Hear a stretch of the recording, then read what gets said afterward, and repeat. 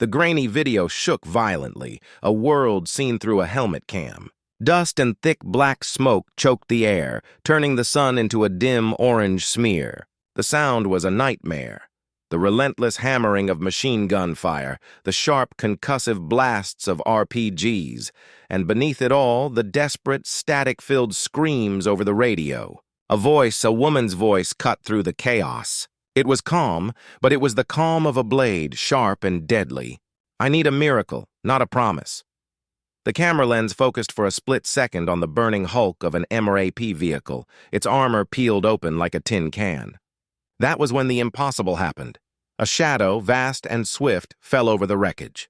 The gunfire from the surrounding ridges stuttered, hesitated. The shadow was followed by a sound, a deep, guttural roar that shook the very ground. It was the sound of vengeance, the sound of an A-10 Thunderbolt II, but it was not diving from the heavens. It was not lining up for a strafing run. It was descending, its massive wings filling the narrow canyon, its tires reaching for the asphalt road right in front of the shattered convoy. It was landing. Major Eva Rostova, her face smeared with soot and a streak of blood from a cut on her temple, stared from her command vehicle. Her mind, trained for every contingency, could not process this. The pilot was not attacking. The pilot was blocking the road. Her own words, spoken with such ironclad certainty just hours before, echoed in her skull, a bitter, mocking taunt. Nothing can stop this convoy. She had been so wrong. Her eyes were fixed on the colossal warplane now sitting motionless on the tarmac, a silent, 30-ton shield. The enemy's fire had ceased, stunned into a temporary silence by the sheer audacious insanity of the maneuver. Inside the cockpit, she knew, was a pilot who had just sacrificed their only way out. They were all trapped now, but the terms of the trap had been fundamentally altered. The A-10's infamous nose cannon, the weapon that produced the fearsome brrrr-T, was pointed down the road, a silent, unmistakable warning. This was not a rescue. It was a statement, a line in the sand. Eva's training kicked in, overriding her shock. This was the miracle. It was her job to use it. She keyed her radio, her voice low and urgent, betraying none of the tempest inside her. All units, Phoenix has landed. I repeat, Phoenix is on the deck. She's our cover. Alpha team, flank left. Bravo, right. Now, now, now. Her soldiers, who moments before had been preparing for a last stand, now moved with a renewed, desperate energy. They poured out of their vehicles, using the immovable bulk of the A-10 as cover, advancing on the enemy positions that had pinned them down just seconds ago. Eva watched them go, her heart hammering against her ribs. She looked at the A-10, a silent sentinel, and offered a silent, fervent prayer for the foolhardy, brilliant pilot who had just rewritten the rules of engagement. The major had said nothing could stop the convoy. She never imagined the thing that would stop it would be its only chance of salvation. The memory hit her not as a thought, but as a physical sensation. The crisp, cold air of a Moscow winter, the smell of old books and boot polish. She was 10 years old, standing at attention in her father's vast, intimidating study. General Valery Rostov, a man carved from granite and Soviet resolve, knelt before her, his dark eyes boring into hers. He placed a heavy, polished stone in her small hand. A plan, Eva, is like this stone. It feels solid. It feels permanent. Then he closed her fingers around it and squeezed until it hurt. But the battlefield is a river. It is constant, unpredictable motion. Your plan is only good until the first shot is fired. After that, the stone is useless. You must become the water. You must adapt, flow, and overcome. You must become the plan. He released her hand and the stone clattered to the floor, forgotten. The lesson was everything. Decades later, in the searing heat of another continent, Eva understood. The defecting scientists and their families huddled in the armored trucks were her stones. The promise of safe passage was her perfect, solid plan. And the river of the battlefield had just swept it all away. The initial IED had been bad enough, a thunderclap that announced the ambush. But what followed was worse. Far worse. The enemy fire was not the wild, undisciplined spray of insurgents. It was precise, methodical, and tactical. Heavy machine gun rounds hammered the lead vehicle, disabling its engine with chilling accuracy. Simultaneously, rocket-propelled grenades walked their way down the column from the rear, hurting them, boxing them into this god-forsaken stretch of road nestled between two steep rocky ridges. They were not just attacked. They were orchestrated. A cold knot tightened in Eva's stomach, a feeling far colder than any Moscow winter. Betrayal. The intelligence was compromised. Their route, their timetable, their very objective. Someone had sold it. She keyed her mic, her voice cutting through the panicked reports flooding the net. "All stations, this is Phoenix Actual. We have been compromised. This is a coordinated ambush. Switch to Contingency Channel Bravo. Acknowledge." One by one, the strained voices of her squad leaders checked in. They were professionals. They were scared, but they were holding. For now. She looked at the faces of the civilians in the truck across from her. A man clutched his two children, their eyes wide with a terror they were too young to comprehend. A woman, a biologist whose work could change the world, was silently weeping. Ava had looked each of them in the eye back at the safe house. She had used her father's voice, his unshakable certainty. "Nothing will stop this convoy. You have my word." Her word. It felt as hollow and useless as that stone from her childhood. The gunfire intensified, rounds pinging and sparking off the armor plate. They were trapped, being methodically dismantled. She returned fire through the gun port, the rifle's recoil a comforting, familiar jolt against her shoulder. This was not how it was supposed to end. Not for them. Not for her. She was Eva Rostova, her father's daughter.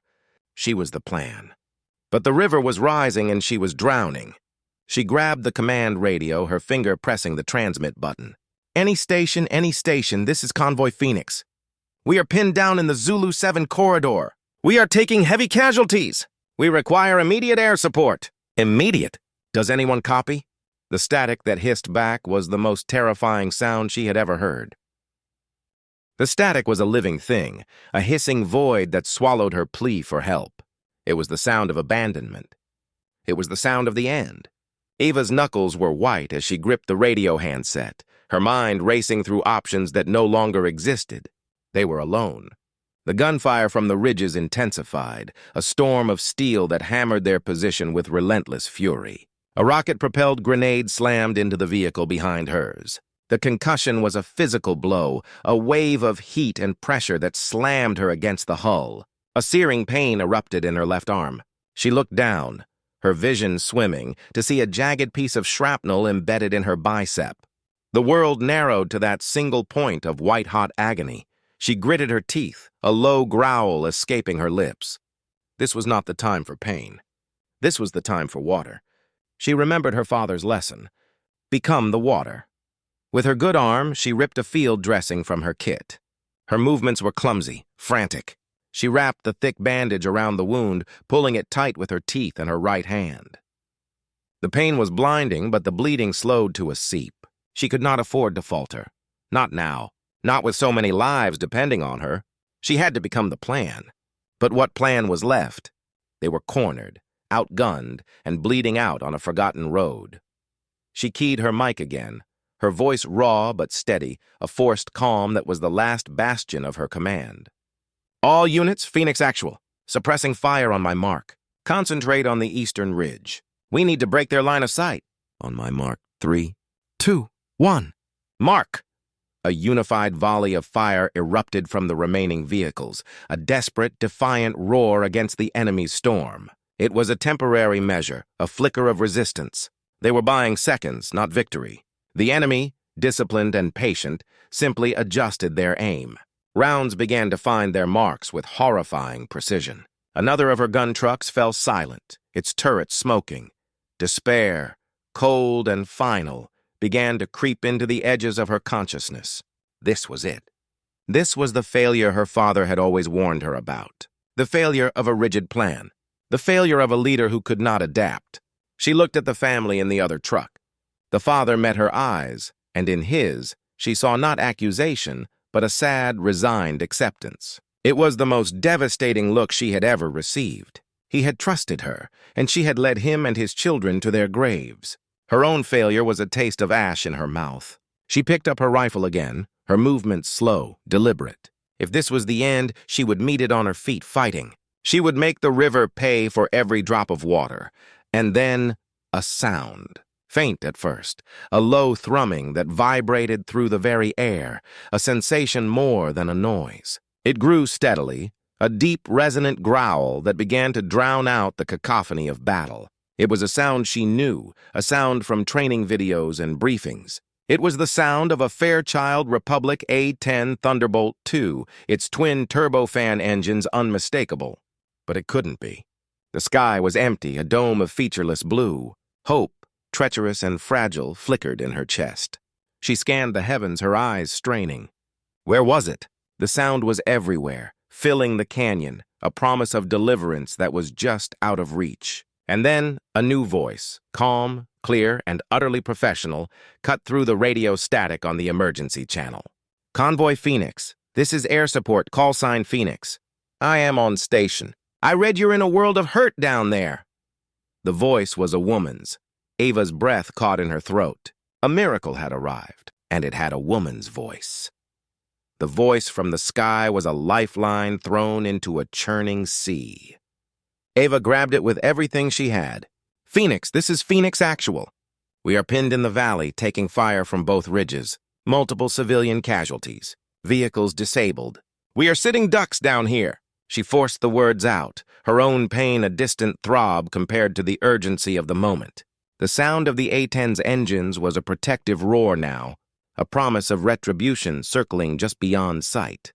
High above, Captain Jody Fuse Carter banked her Warthog, her eyes rapidly scanning the tactical display and the terrain below. It was a nightmare scenario. The convoy was tightly bunched in a narrow defile, the enemy positions dug in on high ground. A standard gun run was out of the question.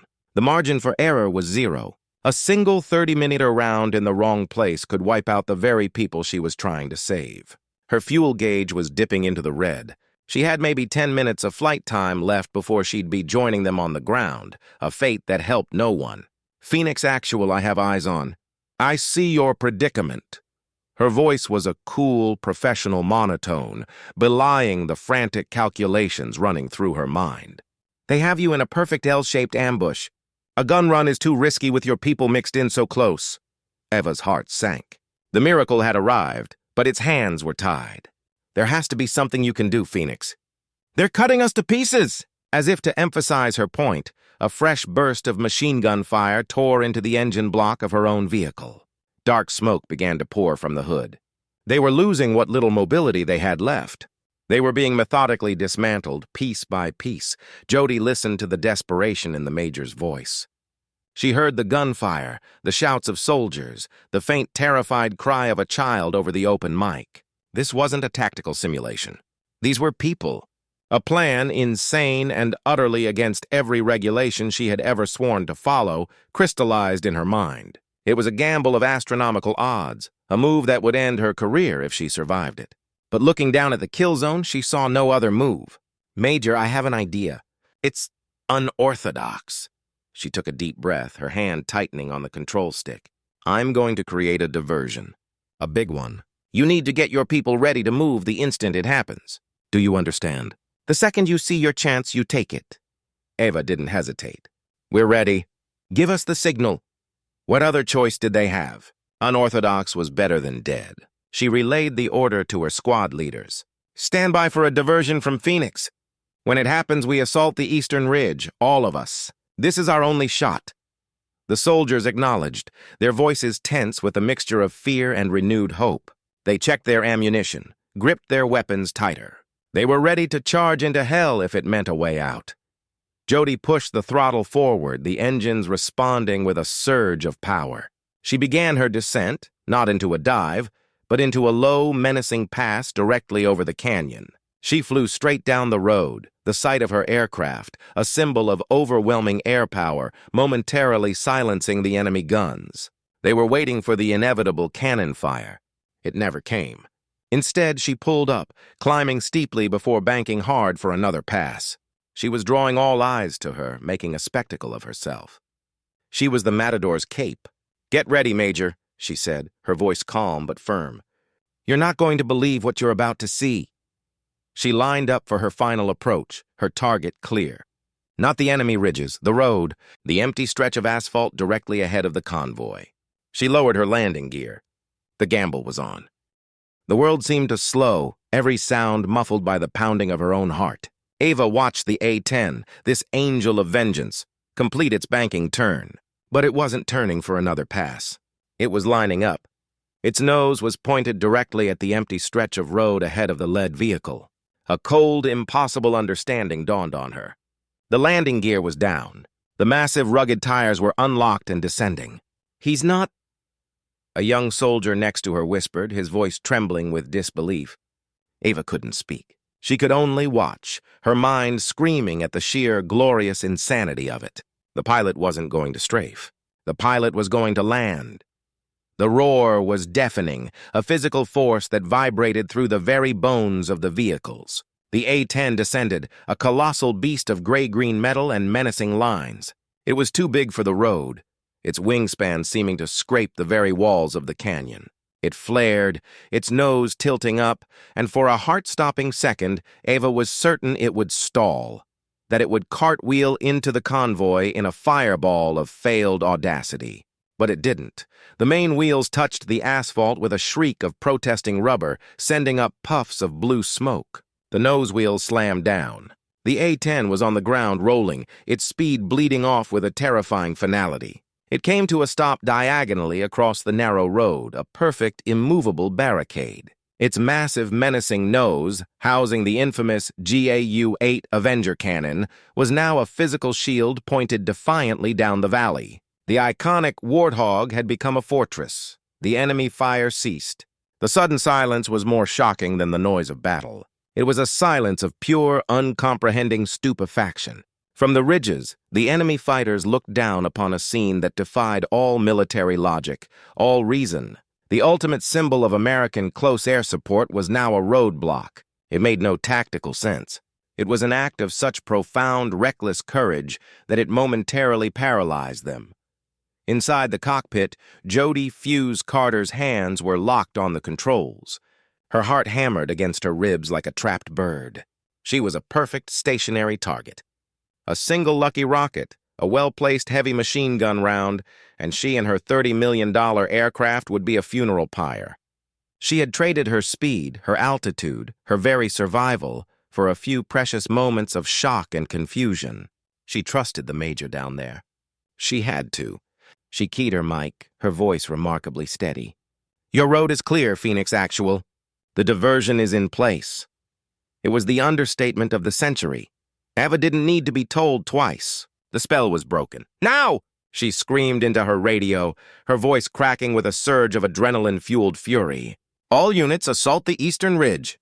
Go, go, go!" The doors of the armored vehicles burst open. Her soldiers, who moments before had been waiting to die, poured out, their training taking over. They used the colossal, silent form of the A-10 as cover, sprinting across the open ground that had been a killing field seconds before. They laid down a torrent of suppressing fire as they advanced, their movements sharp and coordinated. The enemy on the eastern ridge, still reeling from the psychological shock, was slow to respond. The first of Ava's soldiers reached the base of the ridge and began their climb, their fire becoming more accurate, more deadly. The tide was turning. The river at last was flowing, and Ava Rostova, her father's daughter, was the current. The silence was the most terrifying part. Jody Carter sat strapped inside her Warthog, a king on a throne of tarmac. Through her canopy, she had a perfect ringside view of the firefight unfolding on the eastern ridge. She saw the Major's soldiers, Phoenix's ground elements, moving with purpose, using the cover she had so recklessly provided. Tracers streaked up towards the enemy positions, and she could hear the distinct chatter of M4 carbines over the idling rumble of her own engines. They were taking the fight to the enemy. They were winning. But the western ridge remained ominously quiet. Too quiet. They were waiting, regrouping, or worse, they were aiming. Her eyes darted to her threat warning receiver, a little black box that remained stubbornly, blessedly dark. No missile locks, not yet. But that didn't mean a fighter with an RPG-7 wasn't lining up a shot right now. She was a static target, a pilot's nightmare. Her training screamed at her to get airborne, to get moving, to become a difficult target again. But she couldn't. She was the linchpin, The moment she moved, the spell would be broken. The western ridge would open up with everything they had, and the convoy would be trapped once more, now without its metal shield. So she sat. Her hand rested on the throttle, ready to shove it forward to the firewall, her finger hovering near the countermeasure dispenser. Every second felt like an hour. Every distant shout over the radio was a potential death knell. She was a statue, praying not to be seen. Down below, Ava was no longer a commander in a vehicle. She was a squad leader in the dirt. With her good arm, she fired controlled bursts up the slope, providing cover for her teams. The pain in her wounded arm was a distant fiery ache, pushed aside by the primal need to survive, to win. She saw one of her corporals, a young woman named Flores, get pinned down behind a small rock. An enemy machine gun had found its range, chipping away at her cover. "Covering fire!" Eva yelled, and a half-dozen rifles turned towards the enemy nest. In the brief respite, Flores scrambled forward, finding a better position. The battle was a brutal, intimate dance of advance and suppress, of courage and terror. They were gaining ground, foot by bloody foot, but the cost was written in the strained faces of her soldiers and the two still forms they had to leave behind. Eva risked a glance back at the A-10. It sat there, impossibly large and vulnerable. She saw the pilot's helmeted head through the canopy, a tiny figure in a vast machine, holding the line. A profound, staggering respect flooded her. This stranger, this fuse, had not just provided air support. She had inserted herself into the fight, sharing their risk, their ground, their fate. She had become one of them. The sound of her engines was a constant, reassuring hum, a promise that they were not alone. Eva turned back to the fight, a new ferocity in her heart. She would not let this pilot's sacrifice be in vain. "Push them! Drive them off the ridge!" she shouted, her voice raw. Her soldiers responded, their advance becoming a surge. The enemy on the eastern ridge, faced with a determined close-quarters assault and the unnerving presence of the warplane below, began to break. A few scattered shots, then a retreat. A cheer went up from her soldiers, short and breathless. They had taken the high ground. The moment the eastern ridge was secured, Jody didn't wait for an order. The western ridge was now the threat. She released the brakes and shoved the throttles forward. The A-10's engines roared from a hum to a scream. The massive aircraft began to roll, gathering speed down the confined road. It was a clumsy earthbound takeoff, a beast struggling to return to its element. Rounds from the western ridge finally started to ping off her rear fuselage. They had waited too long. Jody pulled back on the stick, feeling the welcome lift. The wheels left the asphalt. She was flying, climbing, turning hard to present her armored belly to the enemy. She was a warthog again, not a roadblock, and she was angry. The air was different now. The frantic chaos of the ambush had been replaced by the grim, efficient rhythm of a battlefield under control. Ava stood on the eastern ridge, the high ground they had paid for in blood. Below, the convoy was a scarred but functional snake, its remaining vehicles being hastily repaired, the wounded being tended to. The scientists and their families were being moved into the more secure vehicles, their faces pale with shock but alive with a dawning, fragile hope. The enemy was gone, their fire from the western ridge ceasing the moment the A-10 had clawed its way back into the sky, a predator now freed from its cage. The silence that remained was the silence of victory, haunted by the echoes of the fallen. Eva's arm throbbed with a deep, insistent pain, the field dressing soaked through with dark red. She ignored it. Her soldiers were looking to her. They had done the impossible. They had flowed like water, and they had overcome. She moved among them, a word of thanks here, a steadying hand on a shoulder there. She checked on Flores, who was getting a superficial wound on her cheek patched up. She looked at the two body bags being loaded with solemn reverence, and she made a silent vow to remember their names forever. They had held the line. They had become the plan. The distant, familiar growl returned, lower this time, a gentle purr compared to its earlier roar. Ava looked up. The A-10 was back, but it was different. It wasn't diving or performing aggressive maneuvers. It was flying a lazy, protective circle high above the convoy, a guardian angel watching over its flock. It was a show of force, a clear message to any remaining hostiles that this convoy was now under her unwavering protection. Ava stood there, her head tilted back, watching the warplane bank and turn against the vast blue canvas of the sky. There were no words adequate for what had transpired. A simple thank you over the radio felt insultingly small for the debt they now owed. Back in the cockpit, Jody Carter finally allowed herself to breathe. The adrenaline was receding, leaving a hollow, trembling exhaustion in its wake.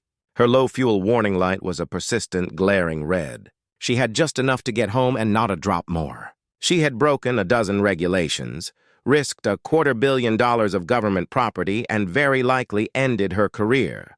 But as she looked down at the convoy, now moving again, a slow but steady procession heading for the safety of the extraction point, she felt a profound, unshakable calm. She saw the tiny figures on the ridge. One of them, she was sure, was the Major. They were safe. That was the only metric that mattered. She keyed her mic one last time. "Convoy Phoenix, this is Phoenix. The road ahead looks clear. I'll be on station until you reach the wire." She didn't wait for a response. There was nothing more to say. She continued her wide, circling pattern, a silent sentinel. Down below, Ava finally turned away from the sky. The moment of quiet reverence was over. There was still a long way to go. She barked orders, her voice once again the sharp, confident instrument of command. "Let's move, mount up.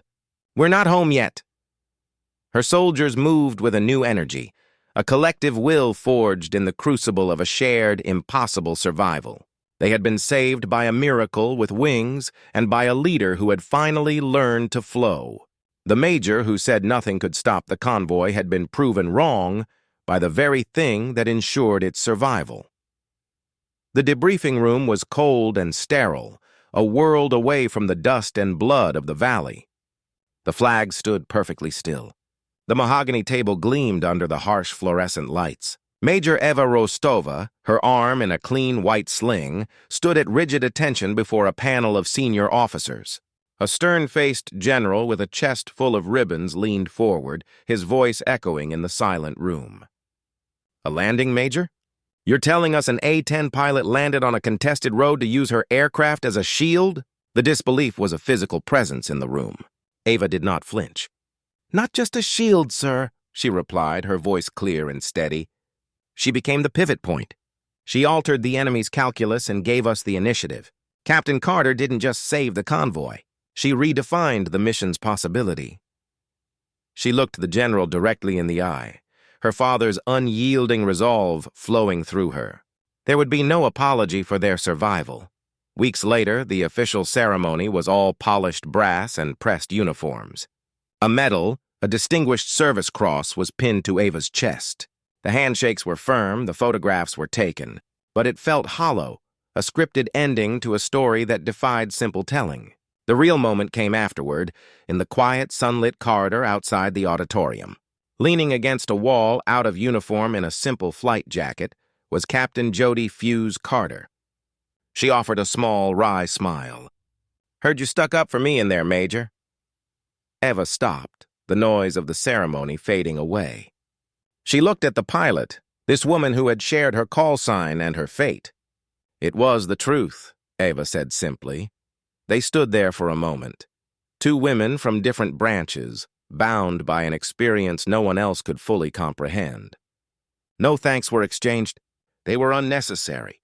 The simple fact of standing there, alive and breathing, was gratitude enough.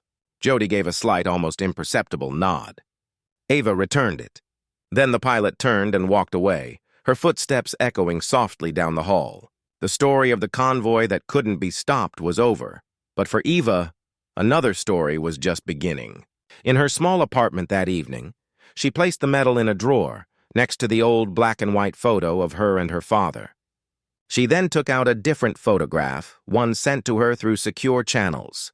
It showed the scientist, the one who had looked at her with such resignation, surrounded by his smiling children in a new home, in a safe country. They were laughing. That was the real victory.